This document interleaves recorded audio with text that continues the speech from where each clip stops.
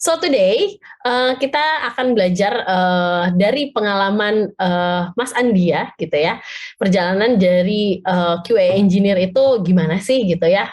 Mungkin teman-teman di sini ada yang baru pertama mau nyemplung gitu kan ke dunia software engineering lebih jauh gitu kan. Kalau QA engineer tuh awalnya gimana ya gitu kan. Mungkin Mas Andia kan mungkin udah lama ya masuk ke dalam dunia QA engineer yang hari ini mungkin udah lebih populer ya kan, udah lebih banyak gitu kan rute untuk menuju QA engineer. Tapi kalau dulu tuh gimana sih gitu kan ceritanya gitu kan.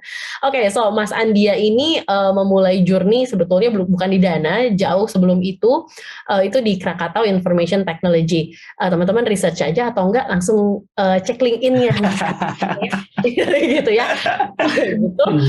Kemudian dia joining Dana di 2018 gitu kan, sampai dengan tahun ini. Jadi kurang lebih udah 4 tahun ya Mas ya di Dana ya? Iya, kurang lebih udah 4 tahun Mbak.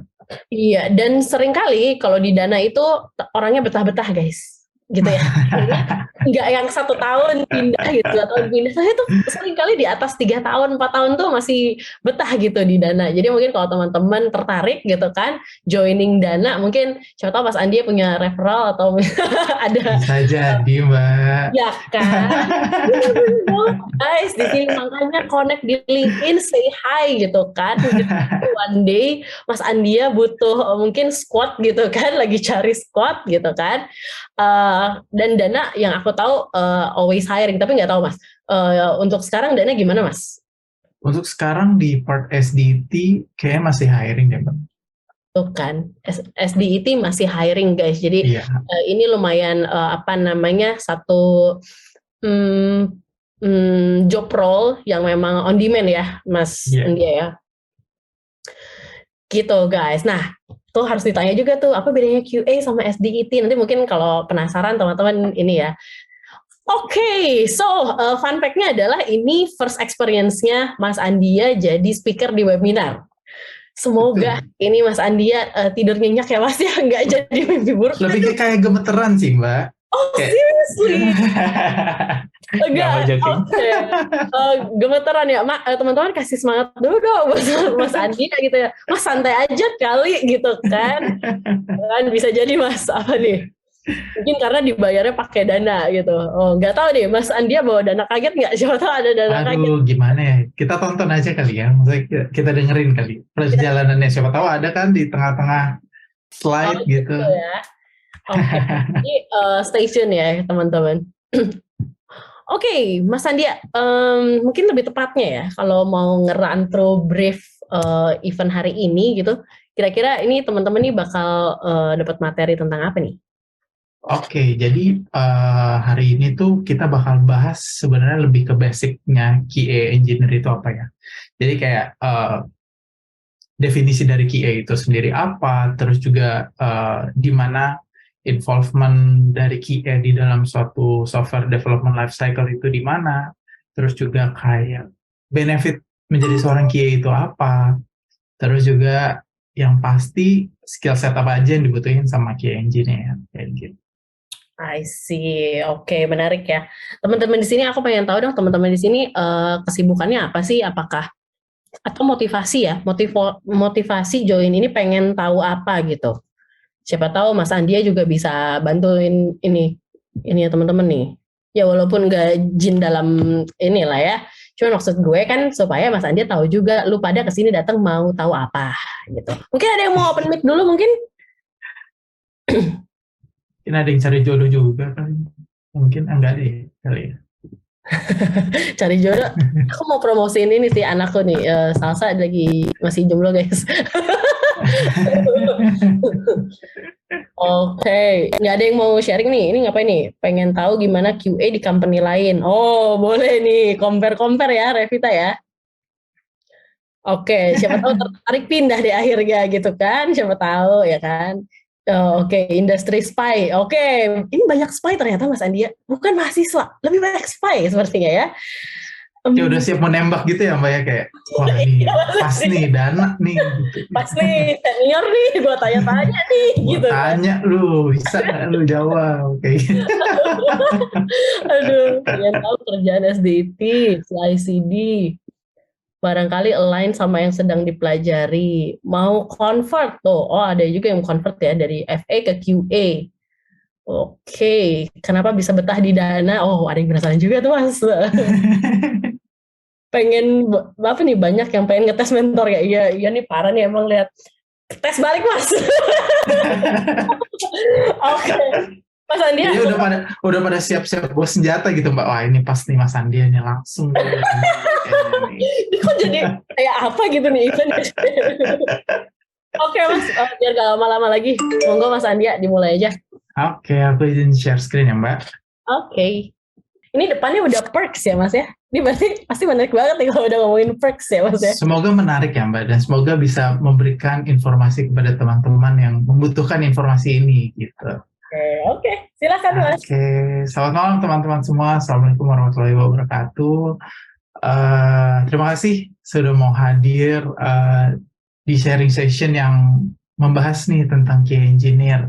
Jadi buat teman-teman yang pengen tahu QA Engineer apa dari sudut pandang Dana, itu mohon di stay tune ya. Oke.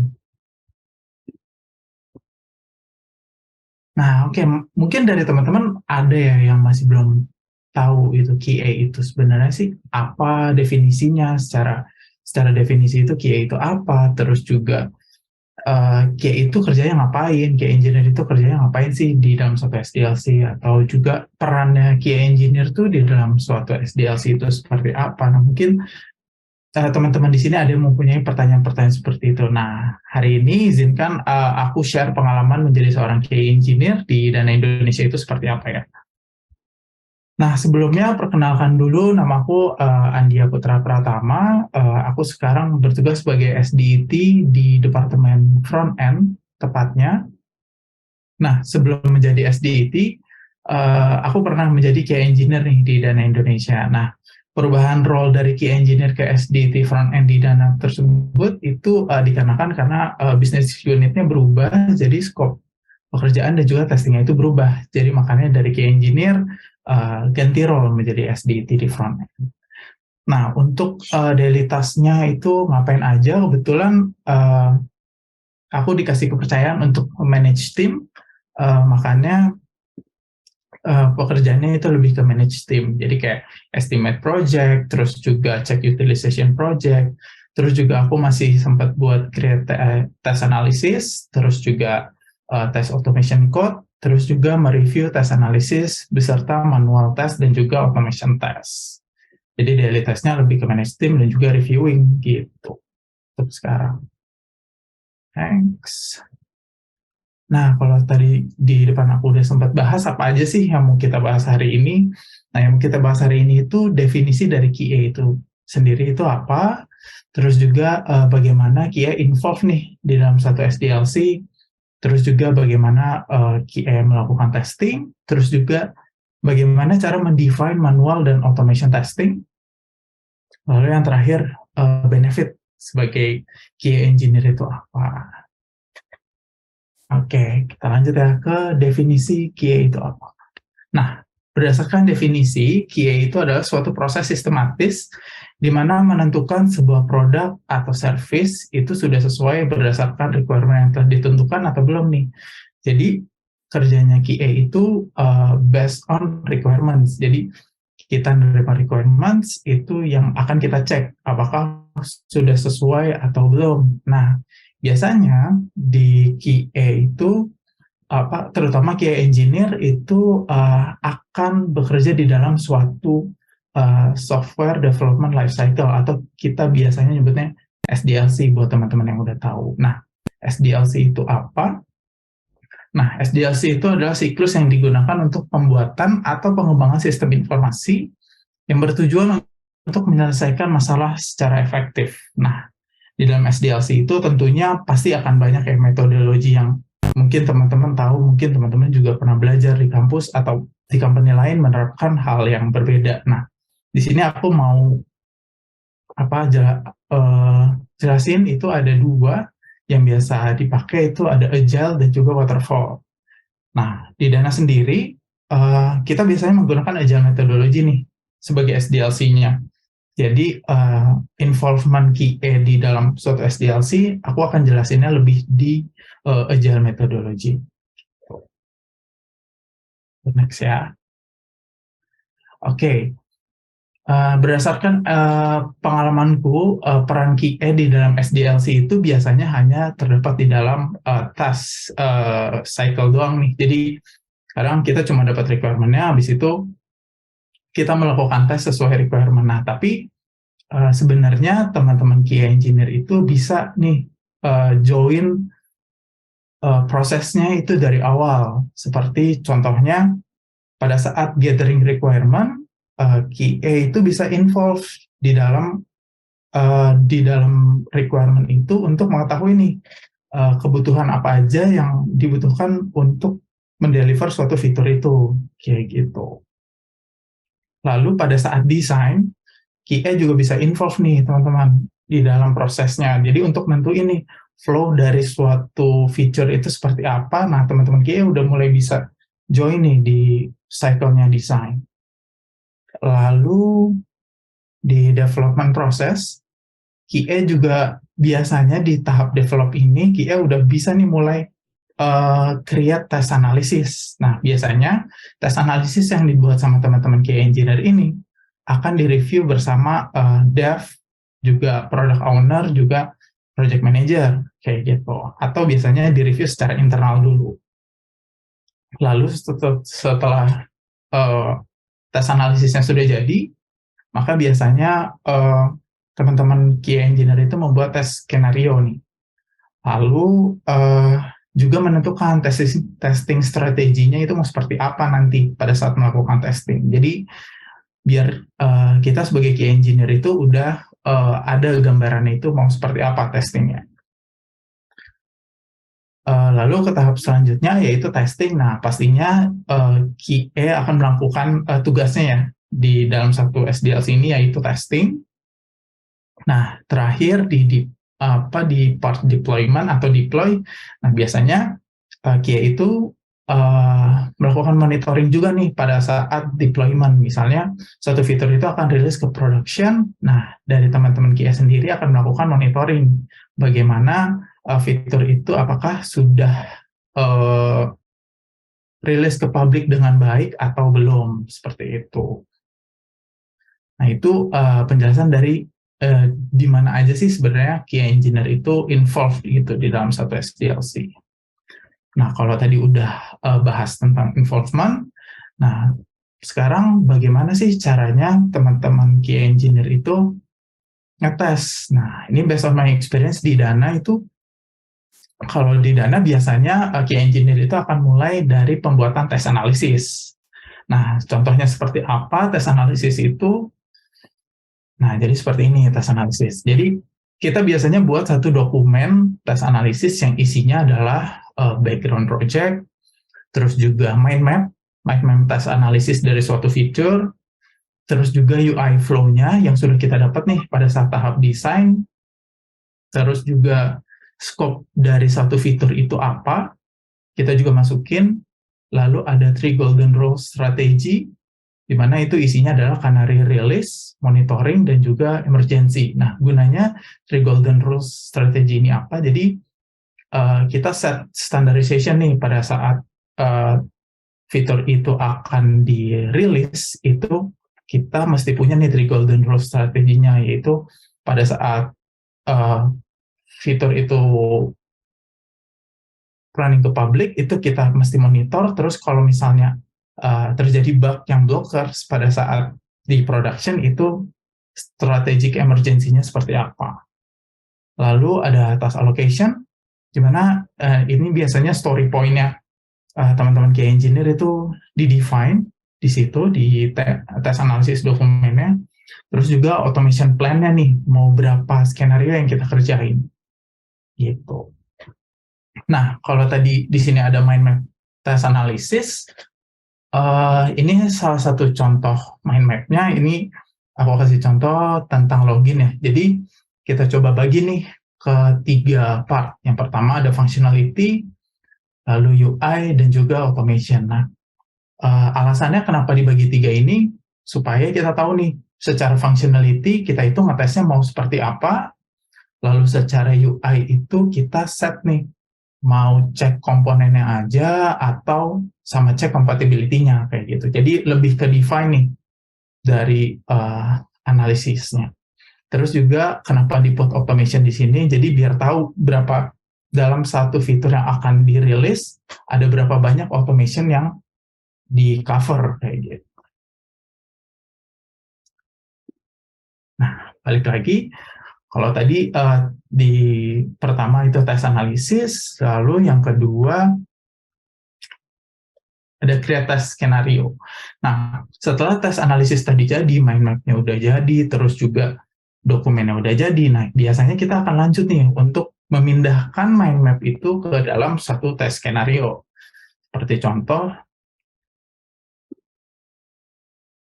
ini adalah salah satu sampel tes skenario yang tadi di mana kita udah define tuh di mind map kita, kalau misalnya kita skenario-nya itu mau ngetes gimana caranya bisa login dengan correct phone number. Nah, kenapa kita buat tes skenario? Supaya di part yang UI tadi itu kita tetap bisa ngecek nih. Kalau misal di automation mungkin bisa digunakan sebagai assertion gitu. Seperti contohnya kayak verify UI input phone number, terus juga verify UI button continue, terus juga verify UI input pin button. Kalau dilihat di video ini, itu kan secara UI biasanya kita ngecek juga tuh, ya kan?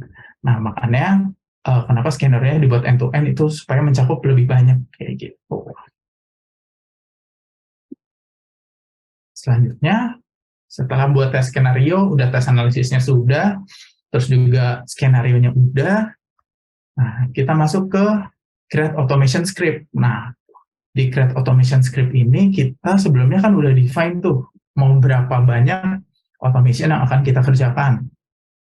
Nah, pada saat create automation script, nah teman-teman bisa priority-in lagi nih, mana yang kira-kira ini cuma ngecek UI, mana yang kira-kira ini udah fungsional nih, udah end-to-end yang kita butuhin gitu. Jadi lebih terprioritize gitu pada saat mengerjakan automation script-nya. Gitu. Lanjut, kita ke testing. Nah, setelah TA-nya sudah jadi, tes skenario-nya juga udah jadi. Nah, biasanya tes skenario ini, kalau teman-teman mungkin ditaruhnya di Google Sheet, baik itu di Excel. Nah, kalau di Dana sendiri itu kita pakainya TestRail. Jadi, tes analisis yang udah dibuat, kita pindahin ke TestRail gitu. Jadi, skenario-nya kita dokumentasiin di TestRail. Lalu ke testing, nah biasanya di Dana sendiri itu untuk melakukan testing ada fase-fasenya itu.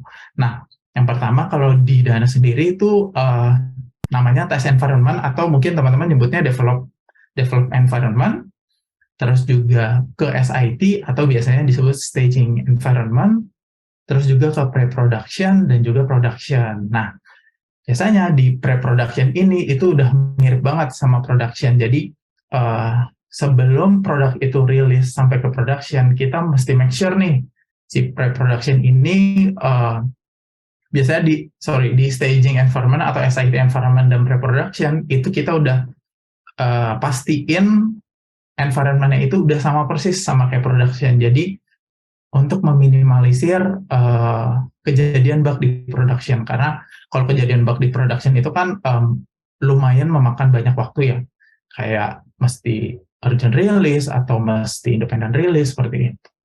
Jadi kita make sure banget di SIT dan juga pre-production itu udah benar-benar well tested kayak gitu. Nah, setelah selesai testing, nah biasanya QA engineer di Dana itu akan melakukan monitoring. Nah, monitoringnya itu gunanya untuk apa? Yang tadi aku jelasin, monitoringnya kita itu untuk make sure kalau misalnya fitur yang udah kita testing, terus kita deliver ke publik itu nggak terjadi apa-apa. Nah, seandainya terjadi apa-apa, itu kita udah siap nih untuk melakukan emergency plan yang udah kita taruh tadi di tes analisis. Jadi kenapa? Jadi gunanya kita membuat TA dokumen itu adalah ketika terjadi suatu hal di production itu kita udah tahu cara nanganinnya. Walaupun ada atau nggak ada QA engineer-nya, tapi kan ada documentation-nya. Jadi kita udah tahu nih, kita bisa reflect ke sana. Seperti itu. Nah, ini mungkin yang paling sering teman-teman temui kali ya. Kayak better manual atau automation testing ya di dalam satu company gitu. Jadi kalau tadi kita udah tahu QA involvement di SDLC itu seperti apa, terus juga bagaimana cara QA testing itu dilakukan di suatu company, nah pastinya teman-teman selalu nih bertemu dengan pilihan QA itu baiknya manual atau automation ya dalam melakukan testingnya. Nah, kalau dari pandangan pribadiku adalah manual ataupun automation, pada dasarnya pasti ada pro dan kontranya. Tapi keduanya itu menurutku sama-sama punya result, yaitu quality result. Jadi menurutku hal yang perlu diperhatikan adalah tentunya pertama kali sebelum teman-teman memilih manual atau automation testing, yang pertama kali harus teman-teman define adalah teman-teman harus define dulu nih quality standardization-nya. Jadi contohnya seperti apa sih quality standardization itu?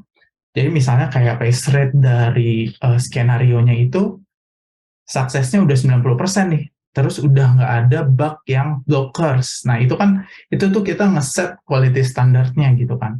Ketika kita sudah ngeset quality standarnya, dari situ biasanya kita akan tahu nih part mana aja yang bisa kita automation. Seperti itu.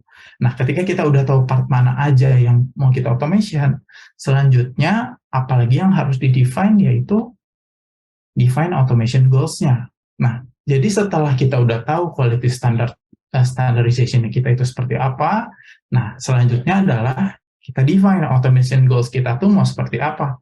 Jadi apakah automation kita itu untuk mempermudah manual testing, atau automation kita itu untuk menjaga quality-nya setiap rilis, jadi seperti kayak melakukan regression, jadi kita regression-nya menggunakan automation. Nah, seperti itu. Jadi kita mesti define nih automation goals kita tuh mau seperti apa. Jadi jangan sampai kita melakukan automation, tapi kita belum punya quality standarnya. Jadi ya kayak nggak sesuai aja seperti itu.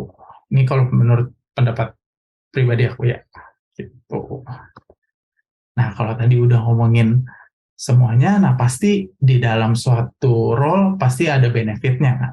Nah, benefit dari QA itu adalah pasti seorang QA itu akan menjadi spotlight di dalam suatu SDLC, karena QA itu dasarnya akan menjadi guardians nih dari suatu product release. Jadi kalau misalnya fitur itu belum masuk ke QA, maka ya nggak akan rilis gitu. Jadi kita tuh sebagai QA, terutama QA engineer itu pasti akan menjadi spot highlight gitu deh dari teman-teman SDLC-nya gitu. Nah, terus juga kelebihannya juga membantu product confidence ketika mau dirilis nih.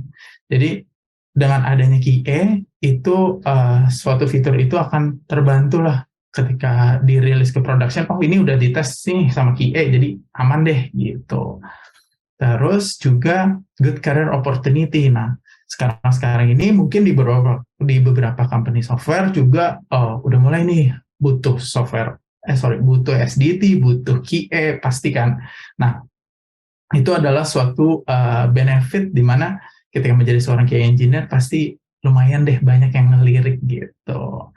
Nah, terus juga continuous innovation. Nah, kenapa jadi QA itu benefitnya continuous innovation? Karena suatu inovasi baru pastinya akan melewati QA dulu untuk dites. Jadi kita tuh ngetes inovasi yang orang lain nggak tahu, tapi kita tuh sebagai QA udah tahu, dan itu menurutku lumayan proud gitu. Jadi orang lain belum tahu, tapi gue udah tahu nih fitur ini akan keluar kayak gitu.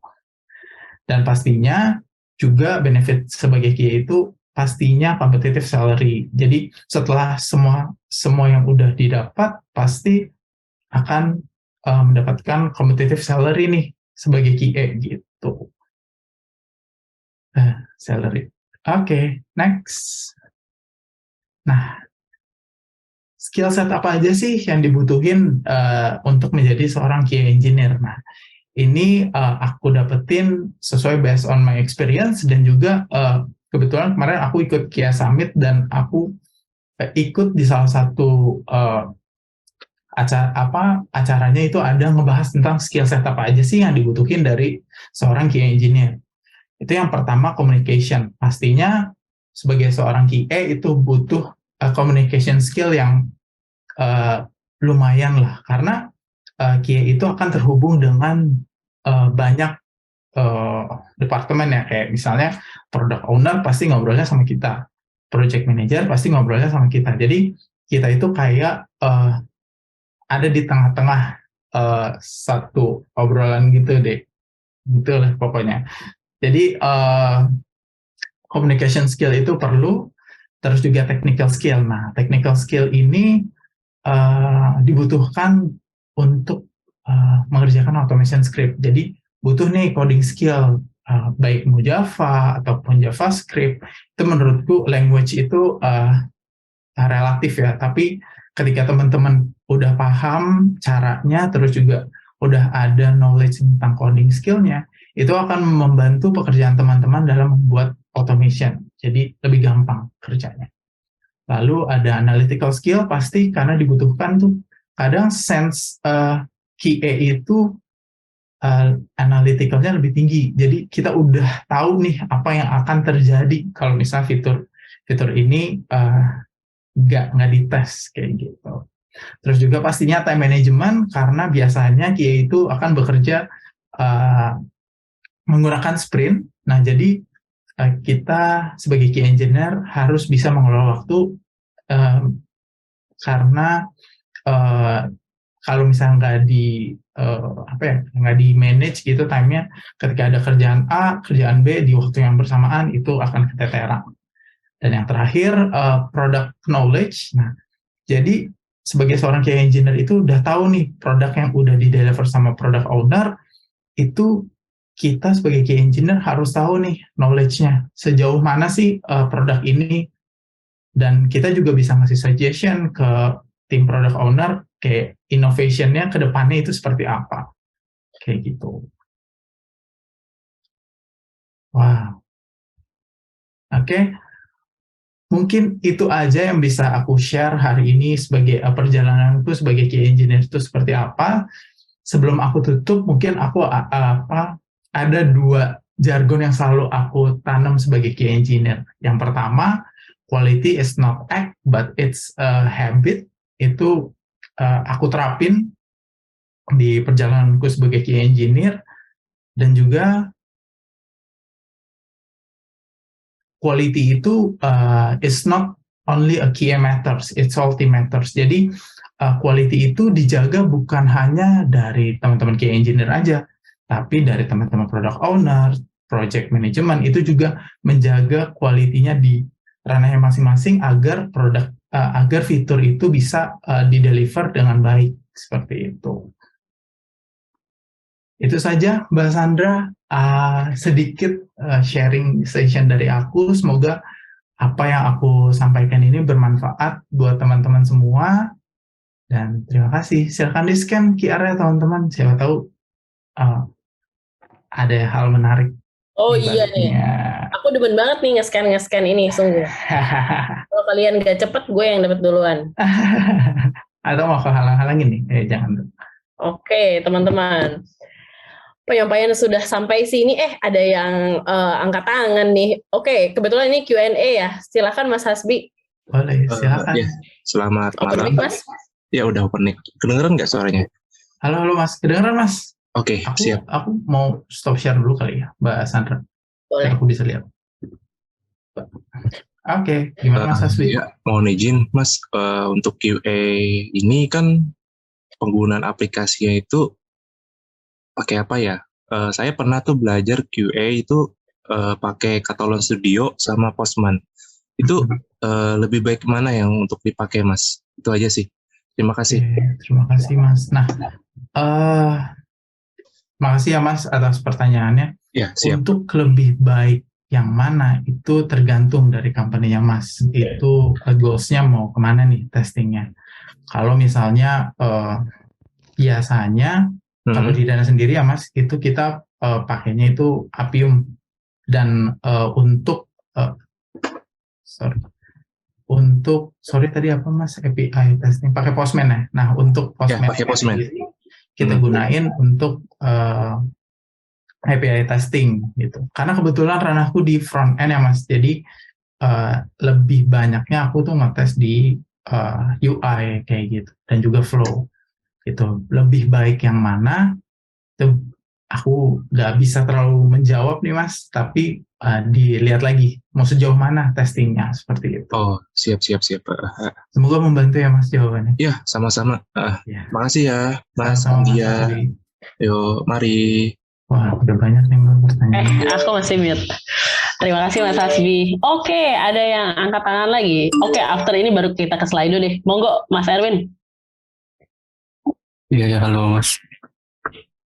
Halo Mas Erwin. Oh ya, ini saya mau tanya ini sih Mas. Ini kan kalau dibilang sih cakupannya cukup luas, toolsnya pun lumayan banyak juga ya. Kalau secara general gitu ya untuk junior QA gitu, tools apa sih yang dikuasai?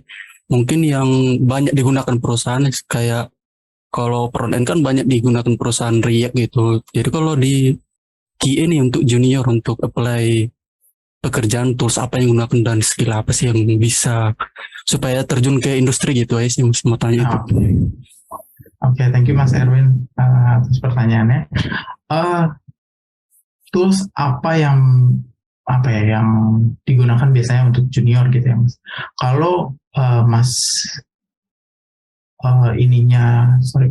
goalsnya itu untuk automation dan juga mungkin kan Mas tadi sempat sebut React ya Mas.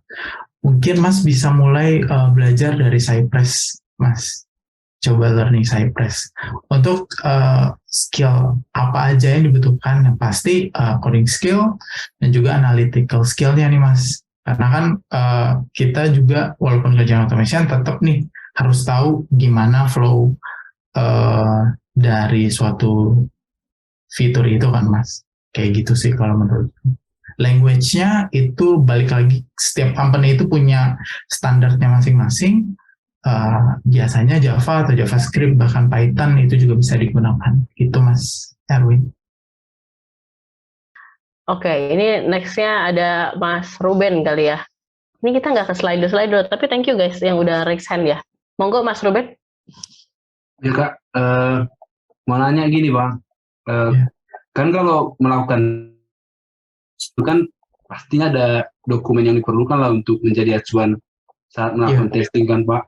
Bang, itu dokumen-dokumen yang diperlukan itu dokumen-dokumen apa aja yang perlu diminta dari produk owner atau dari mana Bang? Oke. Ya, makasih Bang Ruben atas pertanyaannya. Jadi dokumen apa aja yang dibutuhin, pastinya yang pertama kita mesti minta nih ke product owner itu PRD-nya. Jadi requirement dokumennya itu kita dapetin. Terus juga selain itu dari developer kita bisa minta nih sistem analisisnya. Jadi kita bisa baca SA dari teman-teman dev, terus juga sambil nyocokin nih sama requirement dari product owner. Jadi kita bisa create test analisisnya itu berdasarkan dari product requirement dokumen sama sistem analisis kayak gitu Mas. Terima kasih Bang. Iya, makasih Mas Ruben. Oke, thank you. Ini mungkin banyak ya teman-teman, ini gimana nih? Aku agak dilema ya Mas Andia. Ini Slido udah ngantri, tapi ini juga ngantri. Aku happy sih. Tadi after Mas Oke, mungkin terakhir Mas Andrian dulu, udah gitu kita pindah ke Slido dulu ya. Oke, jadi Mas Jazuli sama Mas Endang mohon bersabar sebentar. Oke, habis ini kita ke Slido. Monggo Mas Andrian. Oke, terima kasih Mbak. Halo Mas Andia. Halo Mas. yang saya tanyakan ini terkait background-nya Masnya ya, yang dimana itu sempat intern sebagai web developer di suatu perusahaan. Nah, yang pertanyaannya itu, kenapa sih Masnya bisa berada di posisi sebagai QA engineer pada saat ini? Begitu aja sih, Mas. Mas, maaf Mas, tadi apa? Bagaimana? Sorry, Oh, maaf. putus-putus tadi? Kayaknya aku yang putus Mas. Gimana Mas? Oh, putus. Oke. Jadi kan sebelumnya kan saya melihat background-nya Masnya, yang dimana itu sebelumnya sempat intern di posisi sebagai web developer di suatu perusahaan. Nah, oke. Kemudian pertanyaannya, biasanya kan kalau misalkan sudah ada pengalaman sebagai web developer, itu akan terus berlanjut sebagai web developer, gitu kan ya? Oh iya. Nah, jadi melanjutkan gitu ya Mas? Iya, melanjutkan. Nah, ini yang saya tanyakan ini bagaimana atau kenapa gitu ya, sampai bisa memilih sebagai profesi sebagai QA engineer dan sudah lama di sana, begitu Mas. Oke, makasih Mas Andrian. Jadi kalau aku boleh cerita sedikit ya Mas. Jadi pada saat jadi web developer itu kan ngoding ya. Kebetulan tuh aku ngoding tapi suka nggak suka gitu Mas. Akhirnya aku memutuskan ya udah deh aku ke QA dulu. QA di Dana pada saat awal-awal itu masih manual Mas gitu. Jadi oke, aku pindah nih role sebagai QA engineer. 1 bulan setelah aku join di Dana berubah langsung menjadi ada codingnya. Jadi ketika awalnya jadi web developer itu untuk menghindari coding, tapi ternyata ketika ke Dana dikasih coding lagi. Jadi ya udah gitu, mau nggak mau gitu sih Mas. Awalnya triggernya dari situ gitu Mas. Oh begitu. Untuk ini bisa saya lanjutkan pertanyaannya terkait manual testing. Boleh Mas. Di awal-awal ketika di Dana itu step-step untuk manual testing seperti apa ya? Oke, ini step-step ngapain aja gitu ya Mas ya? Iya, benar-benar. Oke, sebenarnya ini tadi juga aku sempat jelasin ya Mas, gimana sih caranya kita melakukan testing. Itu biasanya kita bikin mind map dulu Mas, jadi bikin mind map dulu, ikut product requirement document itu biasanya kita di show nih, mau ngerjain fitur apa. Ya kita udah dapat nih requirement-nya ya Mas, apa yang mau dites, fitur apa yang akan di develop gitu. Setelah itu kita dengerin SA dari teman-teman dev. Setelah SA-nya sudah selesai, barulah kita bikin tes analisis. Nah, setelah tes analisis selesai, kita bikin tes skenario. Habis itu barulah kita define nih mau platform yang digunakan untuk fitur ini apa. Misalnya desktop,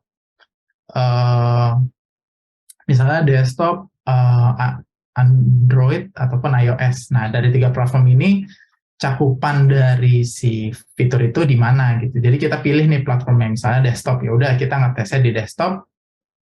Ya udah kita melakukan testing gitu sih Mas. Terus tes skenario-nya itu diupload di TestRail, terus kita manual cek gitu ya Mas. Di situ sampai pass rate-nya sesuai sama yang udah di standardize kayak gitu Mas. Oke. Cukup Mas dari saya Mas. Terima kasih ya Mas ya. Sudah banyak ya Mas. Sama-sama Mas Andia. Iya, makasih Mas. Oke, next kita ke Slido ya berarti ya. Iya. Ini ada yang kasih jempolnya sampai 8 nih. Waduh, Mas, banyak tuh jempol 8 gimana? Iya benar juga ya. Mas, kira-kira apa aja ya challenge atau tantangan selama menjadi QA engineer atau SDET? Thank you Mas. Oke, pasti terima kasih Mas atau Mbak Anon nih, nggak sebutin nama. Apa aja challenge-nya ya? Pastinya kalau kerja di engineering gini, apalagi software ya, itu kan tech stack-nya akan update terus-menerus. Nah, sebagai QA engineer kita juga mesti update nih tentang informasi tech stack apa yang baru yang bagus untuk QA engineer kayak gitu. Itu sih tantangannya, Mbak. Jadi kita mesti up to date juga sama tech stack yang digunain sekarang. Kayak gitu. Ya. I think itu challenge orang-orang di tech sih ya, nggak cuma QA juga. Jadi ya itu ya maksudnya normal lah ya, bukan satu hal. Oke. Thank you, bisa di checklist. Ini dari Aisyah, dari Mbak Aisyah. Mas, kalau di Dana, tes analisis dibuat di mana, Mas? Pembagian timnya apakah terpisah tester web dan mobile dan automation? Story point untuk QA gabung dengan dev atau terpisah? Oke, terima kasih Mbak Aisyah. Oke, di Dana sendiri tes analisisnya dibuat di mana? Biasanya kita menggunakan Xmind untuk bikin mind map-nya, terus juga tes analisis dokumennya itu kita taruh di Confluence gitu. Jadi biar semua orang bisa baca nih TA Docs yang udah dibikin sama teman-teman QA itu udah sampai mana gitu. Nah, untuk pembagian timnya, apakah terpisah antara tester web dan untuk saat ini belum. Jadi teman-teman di Dana sendiri itu melakukan testing web beserta mobile itu di orang yang sama dan juga automation-nya gitu. Untuk sampai saat ini, mungkin ke depannya kita akan melakukan improvement untuk itu. Nah, story point untuk QA gabung dengan dev. Story point QA itu terpisah. Jadi nggak gabung deh sama dev gitu. Jadi masing-masing dari teman-teman QA itu punya kapasitinya gitu. Jadi nggak gabung sama dev. Kayak gitu Mbak Aisyah. Semoga menjawab. Terima kasih. Oke, semoga menjawab Mbak Aisyah. Next-nya dari Anonymous lagi. Fitur baru apakah langsung dibuat automation script-nya? Kan masih mungkin berubah. Oke, fitur baru apakah langsung dibuat automation script-nya? Kan masih. Oke. Nah, ini balik lagi ke automation goals-nya dari company teman-teman. Terutama company Mbak atau Mas Anonymous ini. Automation-nya itu digunakan untuk apa? Untuk membantu manual testing kah? Atau untuk regression? Kalau misalnya untuk membantu manual testing, pastinya akan ada perubahan. Baik di code-nya ataupun di feature-nya misalnya. Misalnya, ini login yang tadinya input phone number-nya di atas, continue button-nya di bawah, terus di release berikutnya ditukar, ya kan? Pasti itu kan akan dari sisi code juga saya akan berubah kan, terutama di automation script-nya gitu. Jadi ini tergantung gimana automation goals-nya itu, gitu. Resiko sih kalau memang automation goals-nya untuk membantu manual testing pasti akan kemungkinan akan ada perubahan. Tapi kalau misalnya untuk regression itu biasanya kan dilakukan setelah fitur itu naik ke production, baru kita melakukan coding gitu. Seperti itu, Mbak. Semoga menjawab, Mbak Anon. Oke, semoga menjawab ya. Next-nya, nah untuk automation kakak menggunakan tools dan framework apa? Dan kenapa pilih itu? Wah, ini nih kayaknya spy nih. Oke. Nah di Dana sendiri kita pakainya Appium, terus juga language-nya kita pakai JavaScript. Kenapa pilih itu? Pemilihan tech stack itu sebenarnya bukan di aku. Jadi mungkin aku nggak bisa jawab kenapa pilih itu. Jadi ya sekedar tools dan framework-nya aja yang bisa aku jawab. Gitu. Oke. Gitu ya teman-teman. Next-nya, bedanya QA dan SDET apa ya? Apakah SDET job desk-nya lebih luas dibanding QA? Oke, nah sebenarnya untuk job desk-nya ya SDET itu lebih luas ya cakupannya. Seperti kayak kita harus lebih tahu tentang arsitektur dari suatu project itu seperti apa. Jadi bedanya tuh di situ. Dari masalah testingnya mungkin sama ya Mbak. sama-sama mungkin automation, tapi SDET itu lebih lebih details gitu sih Mbak. Ya, lebih details ya. Oke. Oke, ya yang saya tahu juga lebih broad sih ya. Dan kadang-kadang coding automation dan ininya maksudnya lebih banyak gitu somehow. I don't know. Aku orang umum. Oke, ini kita ada pertanyaan dari orang Korea nih ya. Kim Terry ya. Tadi kan dijelaskan awalnya sebagai QA manual di Dana, terus tiba-tiba jadi QA engineer. Nah, Mas Andia dulu belajar di mana dan untuk menunjang pekerjaan sebagai QA engineer? Oke, jadi belajarnya di mana? Belajarnya dari senior aku di Dana. Itu gimana sih caranya ngoding, terus juga belajar basic coding juga gitu. Mungkin udah banyak ya platform yang kalau sekarang mungkin kan kayak ada community-nya kayak Alchemy kayak gini kan, jadi bisa belajar real gitu langsung. Nah kalau dulu mungkin aku belajar dari learning platform online, aku coba terus lakuin, jadi bisa gitu sih Mbak. Oh, I see. Oke, jadi memang nggak tiba-tiba ini pindah itu pindah ya. Memang dari senior juga banyak support ya, Mas ya. Yes. Gitu ya. Oke, guys. Kekeluargaan banget deh kalau di Dana.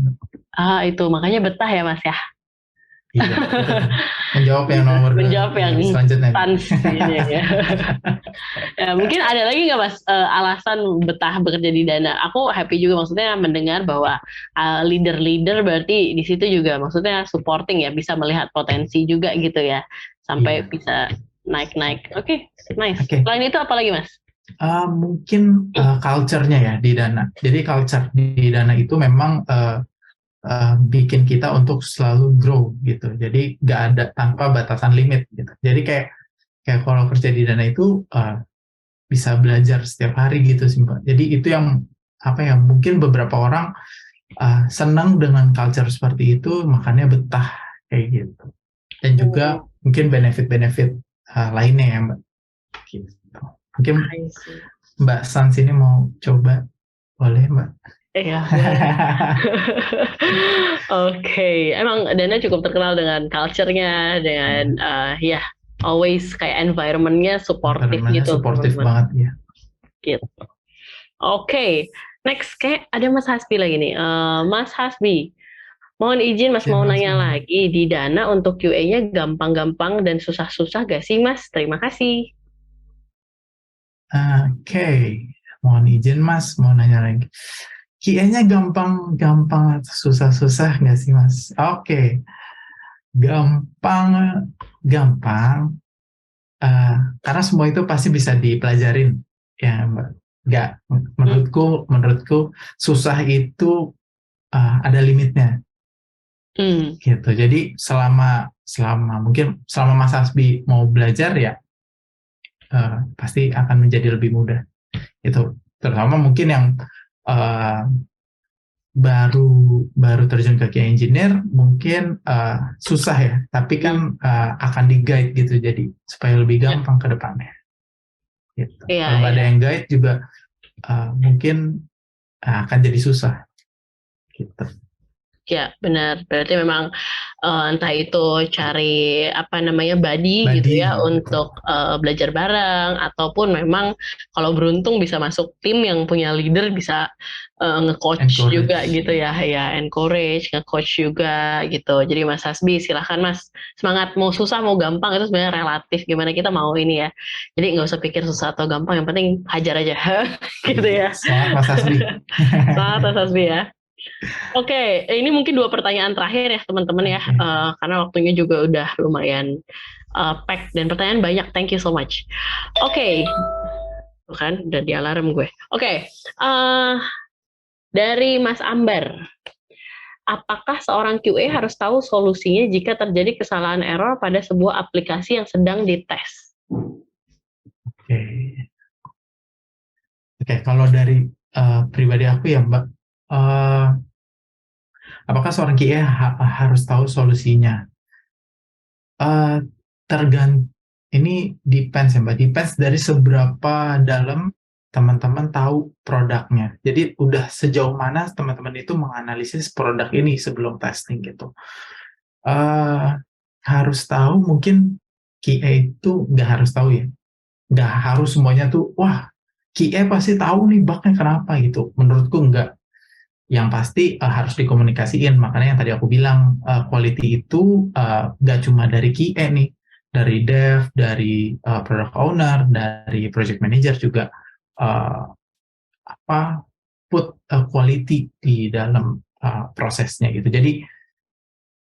Jadinya kalau terkesan gini kan harus tahu itu jadi blaming ya. Ketika udah blaming itu kan pasti suasananya nggak enak gitu. Jadi kalau menurutku harus tahu atau enggak itu enggak sih gitu. I see. Karena kadang shit happens, nggak tahu kapan waktunya. Gitu. Ketika kita udah tes nih, well tested di misalnya di test environment, wah udah nih 100% tiba-tiba di production fail, ya kita pasti akan berpikir, wah kenapa nih testing gua kayak gitu. Itu sih kalau dari aku. Oke, ini menarik karena menyambung pertanyaan yang berikutnya, Mas. Yes. So, kalau ternyata lolos nih di production ada bug gitu kan, cara handle-nya as a team SDET gimana? Oke.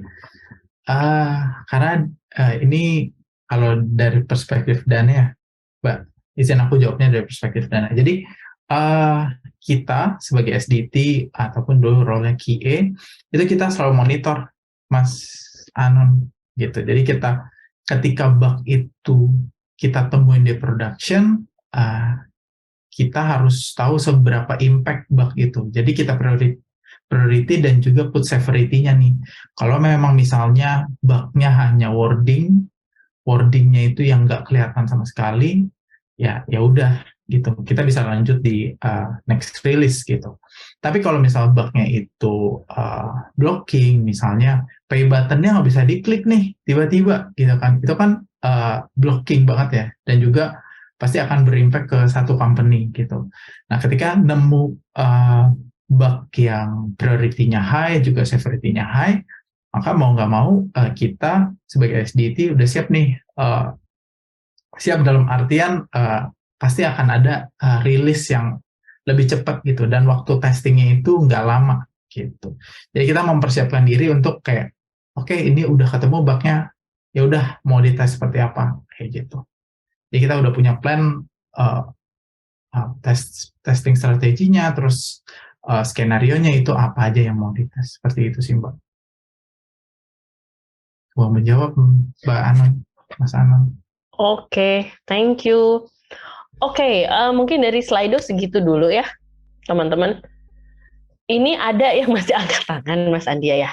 Ini waktunya udah lebih. Mas Andia gimana? Apakah boleh mungkin satu orang lagi yang open mic gitu? Boleh. Satu lagi. Aduh, banyak yang mau jadi QA, terus yang develop siapa? Nggak ada, Mas. Dan nanti lama-lama QA yang develop juga, Mas Rizky. Waduh. Oke. Siapa Mas Andia yang pilih deh? Boleh, sebentar. Wah, Mbak tadi Mas Andang udah ya? Apa Mas Jazuli yang udah? Mas Jazuli yang belum ya? Oke. Mungkin Mas Jazuli boleh, Mas. Halo, cek. Masuk ya, Mas? Halo, Mas.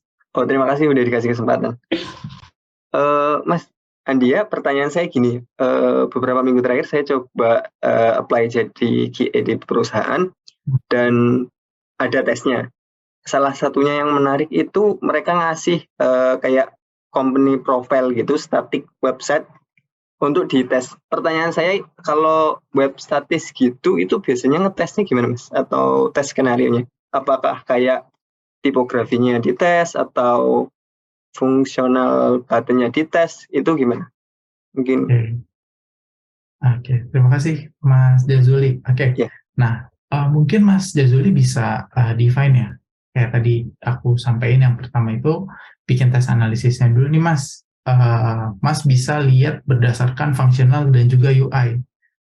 Gitu. Jadi dari segi UI misalnya wording-nya itu Mas cek.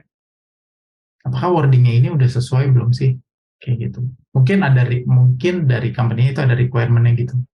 Ada nggak Mas kira-kira wordingnya harus apa atau apa gitu?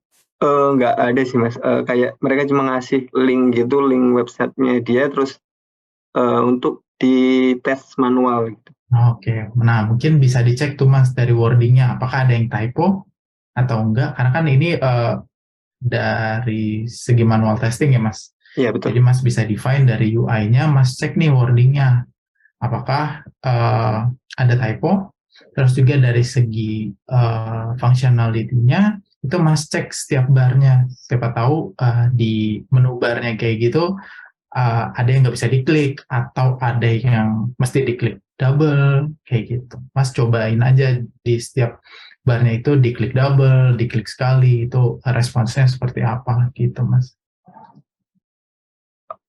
Seperti itu sih Mas kalau dari aku. Oke. Terima kasih Mas Andi. Ya, sangat menjawab pertanyaan. Oke, good luck ya Mas Jazuli yang lagi seleksi-seleksinya. Oke, teman-teman, I think ini udah di penghujung acara, tapi aku tuh kayak nggak tega gitu Mas Andi sama yang angkat tangan, gimana ya? Aduh. Boleh satu lagi tuh Mbak. Boleh deh satu lagi Mbak. Gitu kan, nggak tega kan? Pilih Mas, aku nggak tahu dah. Siapa? Gantian Mbak yang pilih. Oke, yang udah nggak nanya, tolong di drop ya. Resennya mungkin, nextnya Herlambang mungkin? Iya. Mas Andia, selamat malam. Halo Mas Herlambang. Iya Mas. Herlambang mau nanya nih Mas, kalau Mas sebelumnya background pendidikannya di mana ya Mas? Maksudnya jurusannya gitu loh dulu. Background pendidikannya. Oke, thank you Mas Herlambang. Iya.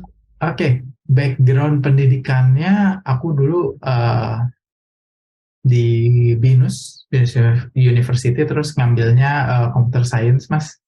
Nah, oke Mas, pertanyaan saya adalah kalau untuk yang bukan background IT ya, mungkin karena KN itu berkaitan dengan IT. Bisa nggak ya Mas ya kalau misalkan untuk mempelajari QA engineering tapi bukan yang backgroundnya IT gitu loh Mas? Oke. Jawaban saya bisa Mas, karena beberapa teman-teman saya ada dari teknik elektro, dari finance, itu berubah jadi QA. Mungkin caranya adalah bisa ikut bootcamp. Saya ikut bootcamp jadi QA engineer seperti apa. Mungkin di Alchemy ada kali Mbak Sandra. Iya, kalau saya disuruh promosi boleh Mas. Di Altera Academy ada QA bootcampnya yang 3 bulan, dan juga ada ini ya, ada jaminan kerjanya Mas Herlambang. Kalau dirimu tertarik, monggo join di academy.altera. Oke. Search aja gitu kan. Itu juga maksudnya payment optionnya juga ada beberapa gitu. Kemudian dari sisi background itu mulai dari yang perikanan, kelautan, geologi, atau banyak pokoknya yang nggak nyambung tapi nyemplung akhirnya jadi software engineer. Entah itu di back end, front end, atau QA. Kita ada 3 macam kelasnya. Jadi monggo aja Mas dikepoin. Iya, oke Mbak, makasih. Ya untuk Mas Andia, satu pertanyaan lagi kali ya Mas ya. Iya Mas. Satu kali lagi. Jadi 2 pertanyaan aja nih Mas. Oke. Kalau untuk di Dana sendiri Mas, itu sebagai seorang QA engineering, apakah bekerjanya sendiri atau ada timnya gitu dalam bekerja? Apakah hanya individu dalam bekerja atau bisa bertim? Jadi ketika misalkan nanti ada suatu kesalahan atau bug, mungkin bisa diperbaiki secara bersama gitu Mas. Sorry Mas. Oke, mungkin lebih tanya kerjanya berapa banyak ya dalam satu tim gitu ya? Iya, ketika misalkan nanti dalam prosesnya ada sistem kesalahan error atau bug, apakah bisa dideteksi secara bersama-sama atau emang masing-masing mengerjakan secara individual atau sendiri gitu Mas? Oke. Iya. Makasih Mas Herlambang. Oke, untuk deteksinya mungkin biasanya kita melakukannya bersama-sama ya Mas. Gitu. Jadi ketika misalnya udah nemuin bug nih, ya udah kita langsung discuss secara teamwork gitu. Jadi biar ada solusi apa nih dari teman-teman yang lain, seperti itu Mas. Oh, jadi ada timnya juga ya Mas ya? Iya, betul. Ya, oke. Mas Andia, makasih atas jawabannya Mas. Selamat malam. Masih Ya, banyak sama Mas Wa. Herlambang. Ya, sama Wa Mas Andia. Oke. Ya, terima kasih Mas. Oke, teman-teman terima kasih banyak. Ini bukannya nggak mau menjawab pertanyaan semuanya ya, tapi karena durasi kita emang nggak kebanyakan ya. Kalau mau ngasih feedback, Mbak durasinya dipanjangin ya masih boleh sih, walaupun kita sebenarnya dapat feedback itu banyak sekali teman-teman soal durasi dipanjangin. Tapi mohon maaf karena ini eventnya gratis ya, jadi kita nggak bisa lama-lama. Nggak sih teman-teman. Tapi aku mau make sure bahwa untuk rekaman ini kita tuh ada di YouTube. Jadi kalau misalnya teman-teman mau akses lagi ada di YouTube gitu ya. Tenang. Kemudian setiap bulan kita ada pembicara dari Dana gitu kan. Jadi teman-teman kalau kepoin yang lain mungkin Dana nggak tahu nih bulan depan bakal ngeluarin tim mana gitu ya. SDIT itu lumayan terkenal loh. Kayaknya ada 3 atau 4 ya SDIT yang udah pernah ada di Alchemy gitu kan. Oke, dan teman-teman silakan join ke Discord kita untuk pengumuman event berikutnya gitu ya, ataupun mau tahu upskilling gratis gitu bisa di Discord yang ada di chat. Nah, sedangkan yang terakhir aku minta tolong teman-teman untuk kasih kita feedback gitu ya teman-teman. Ini doang yang kita minta dari teman-teman, nggak susah, cuman 1 menit isi feedback doang please gitu ya, karena ini jadi OKR-nya saya dan tim saya. Gitu ya. Balik lagi ke KPI ya Mbak. Iya, ke KPI ya. KPI. Gitu teman-teman kalau udah kerja kayak gitu ya, jadi tolong isi feedbacknya. Ini 1 menit aja dan cuma 4 pertanyaan gitu ya, jadi please kasih tahu kita improvement yang bisa kita tambahkan apa untuk next event, dan kedua event apa sih topiknya yang mungkin teman-teman pengen tahu gitu ya. Oke, Mas Andia, thank you so much buat waktunya malam hari ini. Terima kasih teman-teman. Gitu, semoga jadi pengalaman yang menarik ya. Ya, terima kasih. Terima kasih banyak teman-teman sudah hadir. Semoga bermanfaat ilmunya. Oke, teman-teman, thank you so much. Mas Andia kalau mau ngobrol lagi, mau sharing lagi gitu ya. Aduh, kayaknya aku pengen ngobrol nih gitu, nagih. Nanti kasih tahu aku aja ya, atau enggak Mutiara ya. Siap. Gitu. Oke, teman-teman, selamat malam ya. Terima kasih teman-teman semuanya. Ya. Sukses selalu Mas Andia, kata teman-teman. Mas Herlambang nih, terima kasih banyak Mas Herlambang. Oke, thank you guys. Aku close ya. Ya. Terima kasih Mas Andia. Thank Bye. you Mbak Sandra. Thank you semua.